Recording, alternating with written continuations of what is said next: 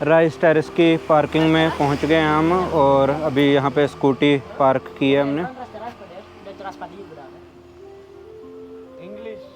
Yeah, go to rice field. या rice field, Yeah. Where the entrance? Yeah, for the entrance, there in the terrace paddy, you go down.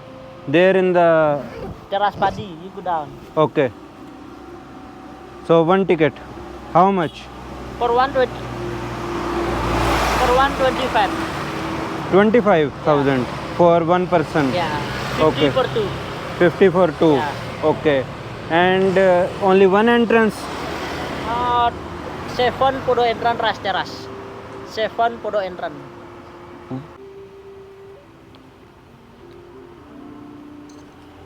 तो ये इनका 1 लाख का note है, 25,000 की एक टिकट है यहाँ पे अंदर जाने के लिए। और okay thank you. Then yeah, follow me for the entrance. Wait,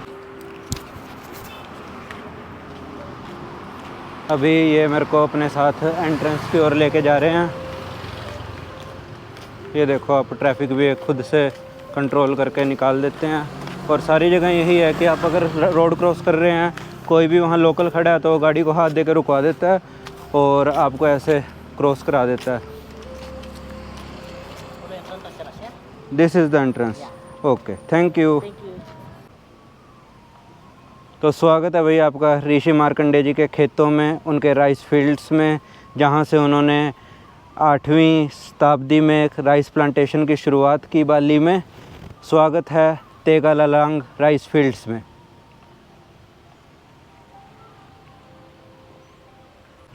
ये यहाँ से नीचे जाने के लिए इस तरह से इन्होंने सीढ़ियाँ बना रखी हैं। आप सीढ़ियों से नीचे की ओर जा सकते हैं। तो सीढ़ियों के साइड में इन्होंने इस तरह से कैफ़े बना रखे हैं। यहाँ बैठ के आप खा पी सकते हैं, ऑर्डर कर सकते हैं और सामने राइस फील्ड्स का व्यू देख सकते हैं। ये देखो भाई, कोकोनट जो मैं बात कर रहा था कि कंपैरेटिवली बड़े साइज़ के भी होते हैं और पानी भी इनमें कम से कम एक कोकोनट में 1 लीटर पानी होता है।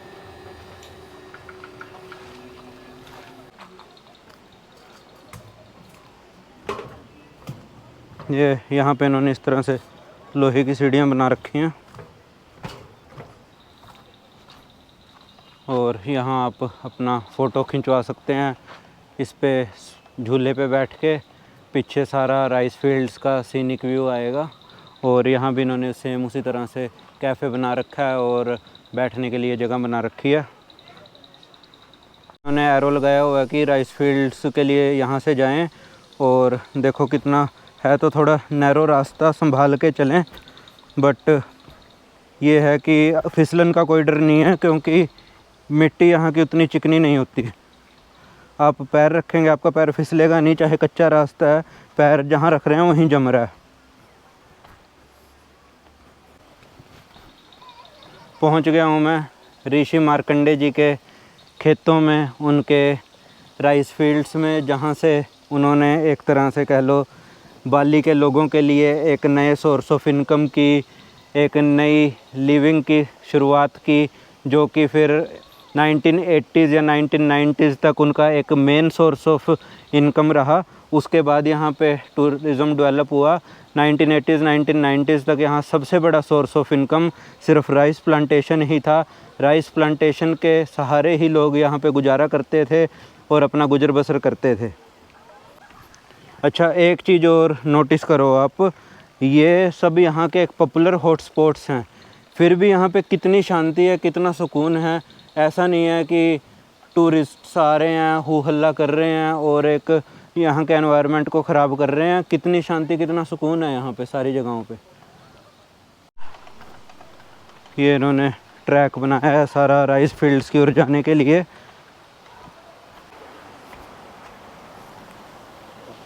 वैसे तो पूरे बाली में ही जगह जगह राइस फील्ड्स आपको देखने को मिल जाएंगे, लेकिन जो यहाँ के दो सबसे पॉपुलर राइस फील्ड्स हैं, वो एक तो ये जहाँ हम इस टाइम है ऋषि मार्कंडे जी का राइस फील्ड, और दूसरा जटिलोवी राइस फील्ड्स। ये यहाँ के टूरिस्ट्स के लिए सबसे पॉपुलर हॉटस्पॉट्स में से एक हैं।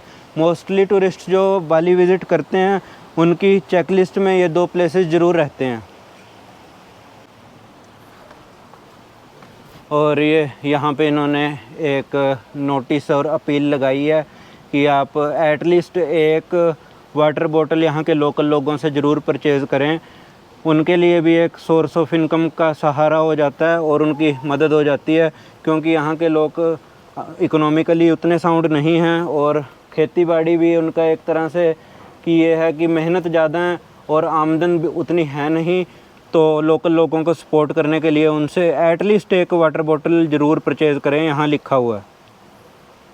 और साथ में वार्निंग भी दी गई है कि आगे वाला रोड थोड़ा स्लिपरी है, काई लगने की वजह से थोड़ा स्लिपरी हो गया है और वहाँ थोड़ा संभाल के कदम रखें। तो ये देखो यहाँ पे सारा पानी चल रहा है लगातार और इस वजह से यहाँ सारे में काई लग गई है। तो कमाल की बात ये देखो आप कि जहाँ सारे में जंगल होता होगा किसी टाइम में और सारा यहाँ पे पहाड़ या जंगल ही थे, वहाँ पे ऋषि मार्कंडे जी ने किस हिसाब से पहाड़ों की ऐसे कटिंग करके टेरेसेस बना के यहाँ पे राइस प्लांटेशन की शुरुआत की और यहाँ के लोगों को एक नया सोर्स ऑफ इनकम दिया। ये इन्होंने बीच में कुछ तालाब जैसा बना रखा है, जैसे अपने होदी होती है पानी स्टोर करने के लिए खेतों में, उस तरह से इन्होंने बनाई हुई है। यहाँ पे आप दुनिया के किसी भी कोने में चले जाओ, सेम चीज़ें आपको देखने को मिल जाएंगी जो किसानों की कह लो ज़रूरत की चीज़ें होती हैं। जैसे यहाँ पे इन्होंने होदी बना रखी है। अब हरियाणा में देख लो, पंजाब में देख लो, कहीं बाहर देख लो, सारी जगह ये बेसिक चीज़ें आपको ज़रूर दिखाई दे जाएंगी। और ये साइड में इन्होंने एक कैफ़े बना रखा है कि आप ट्रैकिंग करते करते अगर थोड़ा थक जाएं तो यहाँ से अपना कुछ परचेज़ कर लें, खा पी लें और सब कुछ। तो ये मेरे को इशारा करके बोल भी रहे हैं कि जैसे यहाँ पे एक मैसेज लिखा हुआ है, पीछे भी लिखा हुआ था कि एटलीस्ट एक पानी की बोतल ज़रूर ले लें। इनका लोकल लोगों को सहारा हो जाता है और इनके एक सपोर्ट हो जाती है, जिससे कि इनका अपना डेली का गुजर बसर अच्छे से हो जाए। क्योंकि टूरिज़्म भी इतना, टूरिस्ट अच्छे खासे आते हैं बाली में, लेकिन इतने भी नहीं आते कि टूरिस्ट से ही यहाँ की इकोनॉमी पूरी तरह बूम कर जाए। जो टूरिस्ट मेनली यहाँ आते हैं वो जाते हैं यहाँ के पार्टी आइलैंड्स पे, जैसे गिल्ली, नूसा पेनिदा, वहाँ पे हुड़दंगबाजी हो हल्ला ज़्यादा होता है। लेकिन ये जो मेन बाली है, मेन शहर है, बाली का सबसे बड़ा शहर है उबुद, वहाँ पे उतने टूरिस्ट नहीं आते क्योंकि लोगों को क्या है, नेचर और शांति कम पसंद है और पार्टी और दूसरे तरह का माहौल ज़्यादा पसंद है। तो मोस्टली टूरिस्ट्स आइलैंड्स पे विज़िट करना पसंद करते हैं और मेन शहरों में ऐसे नेचर के बीच में आना थोड़ा कम पसंद करते हैं। तो मैंने यहाँ से एक वाटर बॉटल परचेज़ कर ली है इनसे, और जो कि यहाँ लिखा भी हुआ था और हमें करना भी चाहिए। तो इन्होंने देखो खुश होके यहाँ अपना कैप डाल के अपनी ट्रेडिशनल हम मेरे को फ़ोटो के लिए बोल रहे हैं। काफ़ी अच्छा लगा इनसे मिलके। Thank you, thank you, thank you. सुख समा तेरी माकाशी। या थैंक यू। बाली में अगर हमें किसी को थैंक यू बोलना है इनकी लोकल लैंग्वेज में, तो उसके लिए पर्टिकुलर वर्ड है तेरी माकाशी। यहाँ पे थैंक यू को विद रिस्पेक्ट अगर आपको किसी को ग्रीट करना है तो उसके लिए पर्टिकुलर वर्ड है तेरी माकाशी। ये इधर ऊपर से देखो पानी आ रहा है और सारा इधर नीचे की ओर जो भी इन्होंने वाटर चैनल बना रखा है उसमें जा रहा है पानी। ये इधर कोई आगे बैठे हुए फ्लूट बजा रहे हैं। फ्लूट तो नहीं लग रहा, कुछ इनका लोकल इंस्ट्रूमेंट जैसा है कुछ, जाके पास से देखते हैं।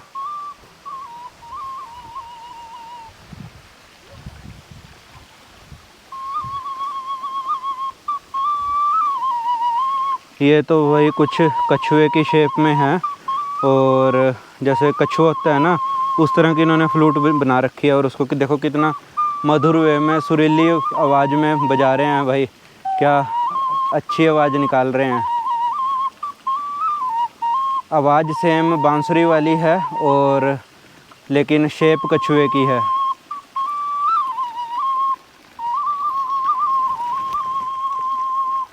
ये इन्होंने बाकी और भी चीज़ें रखी हुई हैं एज अ सोवेनियर्स, अगर आपको यहाँ से लेके जानी है। ये पीछे फ्रिज मैग्नेट्स हैं और ये इधर बच्चों के खिलौने हैं।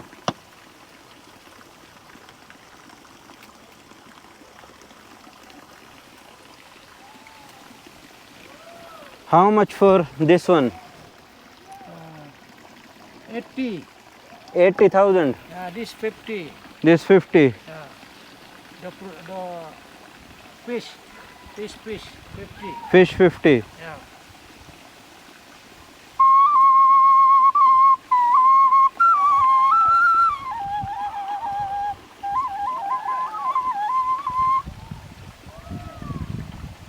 This 40. महंगी लगी भाई चीज़ें यहाँ देखने में, थोड़ी रेट ज़्यादा थे इस पे, तो इसलिए मैं आगे की ओर आ गया। बाकी अब थोड़ा और ऊपर की ओर चलते हैं राइस फील्ड्स में, और ऊपर से आपको सब कुछ दिखाने की कोशिश करता हूँ। इधर देखो कितनी प्यारी सी तितली थी, ये रही, उड़ी नहीं है, ये रही। देखो कितनी प्यारी सी तितली है काले रंग की।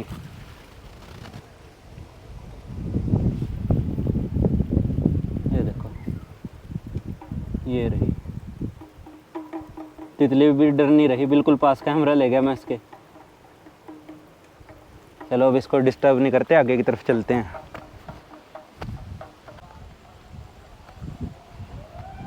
काफ़ी अच्छा एनवायरनमेंट है आसपास का, साफ़ सुथरी हवा और ग्रीनरी, काफ़ी मन लग रहा है यहाँ आके।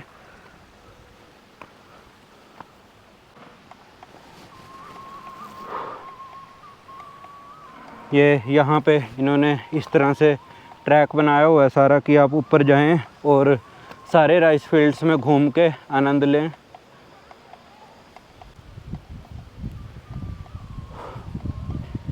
सारी जगह इतनी ज़्यादा फ़ोटोजेनिक है ना, ये चाहे आप कितना टाइम लगा लो, कितना एक तरह से कितनी फ़ोटोज़ क्लिक कर लो और कुछ भी कह लो, मेरे पास वर्ड्स नहीं है, मैं स्पीचलेस हूँ। इतनी ज़्यादा फ़ोटोजेनिक जगह है ना, यहाँ से बंदे का जाने का मन ना करे।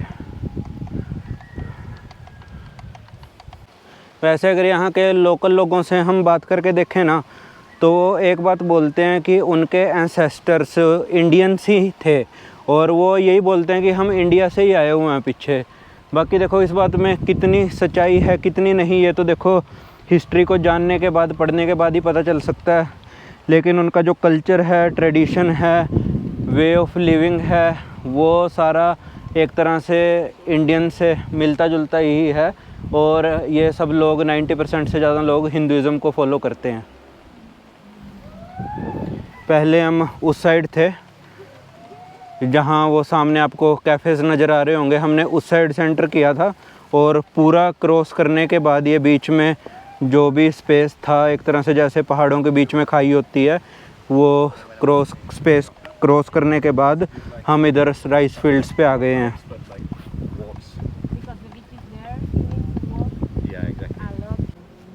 Can I make one hello video one? ये देखो यहाँ पे जो वे ऑफ वर्शिप है वो इस तरह से होता है। ये बीच में जो इन्होंने रखा हुआ है, इसको एक तरह से घर के आगे रख के और धूप बत्ती से उसकी एक पूजा करते हैं। ये धूप बत्ती है और ये एक तरह से जो इनका मेन सोर्स ऑफ वर्शिप है, जैसे प्रसाद कह लो या किसी भी तरह कह लो ट्रे, उसको धूप बत्ती से ऐसे पूजा करके आरती उतार के अपने घरों के बाहर रख देते हैं। What is this? What you call this? Pandan. Pandan. Pandanus. Pandanus tree. Yeah. This tray, this. Oh. Sorry. Hot. Hot. Yeah.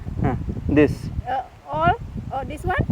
This one. Oh, yeah. This one is Canang Rarapan. Chana. Canang Rarapan. Chanang rarapa. Rarapan. For For God. God. Yeah. Okay. Thank you. You're welcome. तो इन्होंने ये इसका नाम बताया चना रापा, और ये इन्होंने एक तरह से खुद से बता दिया कि हम भगवान को ऑफरिंग के लिए यूज़ करते हैं। वहाँ पे बाय मिस्टेक अगरबत्ती पे थोड़ा सा मेरा हाथ लग गया और थोड़ा जल भी गया।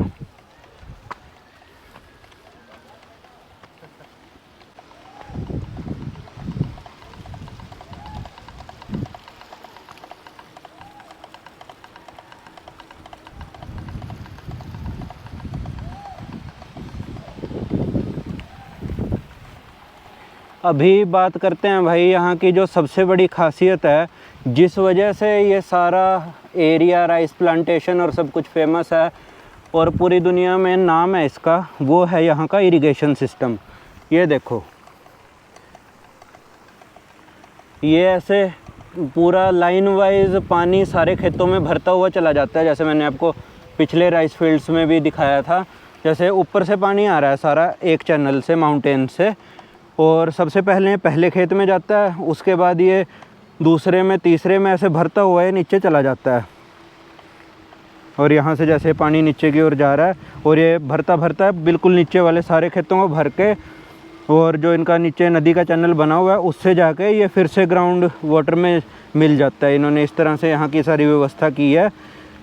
इस इरिगेशन सिस्टम को लोकल लैंग्वेज में सुबक बोलते हैं और यही यहाँ की मेन खासियत है, जिसकी वजह से यहाँ के एक राइस फील्ड जटिलोई को यूनेस्को वर्ल्ड हेरिटेज साइट्स में जगह मिली और यहाँ लोगों का एक तरह से टूरिस्ट्स को इतना अट्रैक्ट किया, पूरी दुनिया का ध्यान खींचा अपनी ओर। तो ये मेन वो इरिगेशन सोर्स है जहाँ से सारे खेतों को पानी जाता है और जिस वजह से कह लो इनका राइस प्लांटेशन इतना यूनिक है दुनिया में।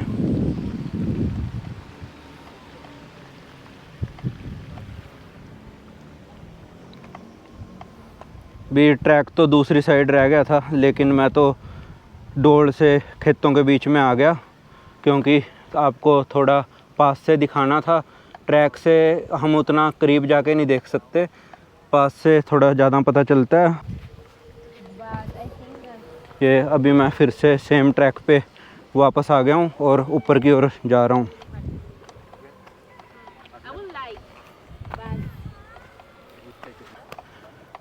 थोड़ा संभाल के चलना पड़ता है, कैमरे की ओर उतना ध्यान नहीं जाता क्योंकि सारा रास्ता इतना नैरो है, डर रहता है कि कहीं इधर उधर पैर ना हो जाए। देखो, सेफ्टी फर्स्ट। बाकी आपको सब कुछ दिखाने के लिए, व्यूज़ दिखाने के लिए मैं थोड़ा फील्ड्स के अंदर भी जाने की कोशिश कर रहा हूँ।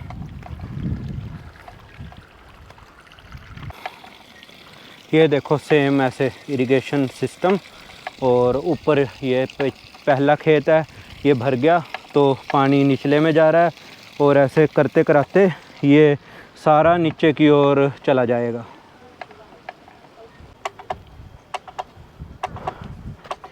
यहाँ से हमें एक और सीखने को मिलती है कि टूरिज़्म को अगर हेल्दी वे में डेवलप किया जाए तो उतना ख़तरनाक नहीं है। जैसे हम क्या देखते हैं अपने आसपास कि टूरिज़्म इतना बूम कर गया और उसको इतना अनहेल्दी वे में डेवलप किया गया है कि कहीं ग्रीनरी को सारा बर्बाद करके उसकी जगह होटल स्ट्रक्चर्स ने, कंक्रीट बिल्डिंग्स ने ले ली है। लेकिन यहाँ ऐसा कुछ नहीं है। यहाँ टूरिज़्म को काफ़ी सस्टेनेबल वे में डेवलप करके और उसके बाद यहाँ ग्रीनरी भी वेल मेंटेन्ड है और सामने आप देखो ये सारा टूरिस्ट्स के लिए कैफ़ेज़ और सब कुछ बनाया भी गया है। इसका एक और मेन आप चीज़ नोटिस करना, मैं पास से भी आपको दिखाने की कोशिश करूँगा। जो ये कैफ़ेज़ बने हुए हैं ना, इसमें मोस्टली जो चीज़ों का यूज़ किया गया है वो बहुत मिनिमम अमाउंट ऑफ कंक्रीट का है और ज़्यादा ये बांस का, लकड़ी का, पत्तों का, इन चीज़ों का ज़्यादा यूज़ किया गया है। और आप ये नहीं कह सकते कि इनमें किसी तरह की कमी है सुविधा में या उसमें कह लो फैसिलिटीज़ में। एक अच्छे 3 स्टार 4 स्टार होटल के बराबर फैसिलिटीज़ हैं इन सारे कैफ़ेज़ में। और अगर आप किसी ज़्यादा अच्छे कैफ़े में जाओ तो वहाँ पे आपको 5 स्टार के बराबर की फैसिलिटीज़, स्विमिंग पूल्स और सब कुछ मिल जाएगा। तो ऐसा नहीं है कि अगर कोशिश की जाए तो सस्टेनेबल डेवलपमेंट भी की जा सकती है। यहाँ पे ये पौध की तैयारी चल रही है। तैयारी का एक तरह से पौध बीज दिया इन्होंने। जब ये पौध तैयार हो जाएगी उसके बाद ये पौध लगा के ये एक तरह से अपना राइस प्लांटेशन करेंगे, जैसे हम हरियाणा पंजाब में करते हैं। और ये जो इन्होंने सेपरेट फील्ड्स पौध के लिए बनाए हैं, इसको इस तरह से यहाँ इन्होंने जाली से अलग बाउंड्री कर रखी है। यहाँ देखो थोड़े थोड़े तो उगना शुरू भी हो गया और थोड़े दिन में पूरी तरह तैयार हो जाएगी पौध लगने के लिए। फिर यहाँ पे राइस प्लांटेशन स्टार्ट हो जाएगी। और ये सारा पीछे ग्रीनरी व्यू,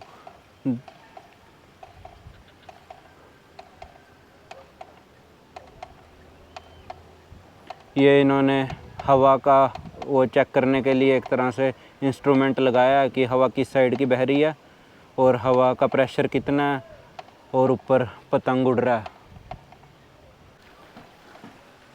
काइट फ्लाइंग का भी काफ़ी क्रेज़ है इस देश में, आपको हर जगह पतंग उड़ते हुए मिल जाएंगे। इवन हमने पता किया था तो यहाँ काइट फ्लाइंग के कंपटीशंस भी होते हैं। जो चीज़ अब यहाँ पे मेन सोचने वाली और समझने वाली है तो वो ये है कि जैसे जो ये पीछे से पानी बह रहा है वो सारा नॉन स्टॉप आ रहा है माउंटेन से, तो जब ये फसल की कटाई करते होंगे तब इस चीज़ को कैसे बैलेंस करते होंगे। बिकॉज़ जब हम पीछे से नॉन स्टॉप पानी आ रहा है और एक नेचुरल सोर्स से वो पानी आ रहा है चला हुआ, तो उसको कंट्रोल करना उतना आसान नहीं होता होगा। लेकिन फिर वही बात है कि ये इतना वेल डेवलप्ड इरिगेशन सिस्टम है, यूनेस्को वर्ल्ड हेरिटेज साइट में इसको जगह मिली है, तो कहीं ना कहीं एक तरह से उसकी भी सारी व्यवस्था होगी। और जो कि एक इसमें धार्मिक फैक्ट भी है कि ये सारी जगह ऋषि मार्कंडे जी से जुड़ी हुई है, उन्होंने स्थापित की थी। तो भगवान थे वो, तो भगवान का रूप थे, अवतार थे, जो भी कह लो, वो उन्होंने तो एक तरह से सब कुछ वेल मेंटेन्ड और वेल डेवलप सिस्टम ही तैयार किया होगा, तो कहीं कोई कसर तो होगी नहीं। ये इधर चलते चलते मैं आया हूँ, ये पीछे मेरे एक और कैफ़े है। इस तरह के कैफ़े आपको यहाँ हर जगह देखने को मिल जाएंगे। और यहाँ से आपको सामने का सारा कैफ़ेज़ का व्यू, चाहे आप उधर से इधर का व्यू देख लो, चाहे इधर से उधर का व्यू देख लो, मतलब एक जगह जहाँ नज़र पड़ गई ना, नज़र नहीं हटती, सब कुछ इतना सुंदर है।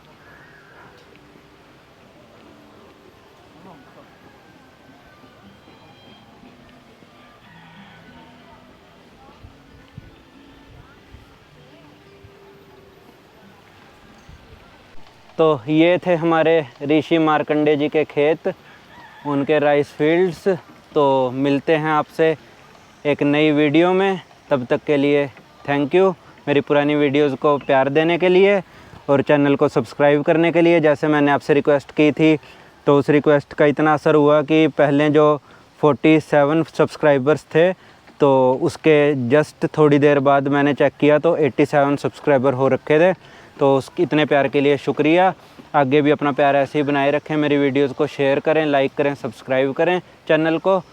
बाकी दिल से शुक्रिया इतना प्यार देने के लिए। आपके इस प्यार की वजह से ही मैं ये वीडियो शूटिंग कर पा रहा हूँ, नहीं तो मेरे को इस चीज़ का कोई ख़ास एक्सपीरियंस पहले था नहीं। जब मेरी पहली वीडियो को प्यार मिला तो मेरे को दूसरी के लिए मोटिवेशन मिली, और दूसरी को प्यार मिला तो तीसरी के लिए। तो इसी तरह से अपना प्यार हमेशा बनाए रखें। थैंक यू दिल से, शुक्रिया, बाय बाय।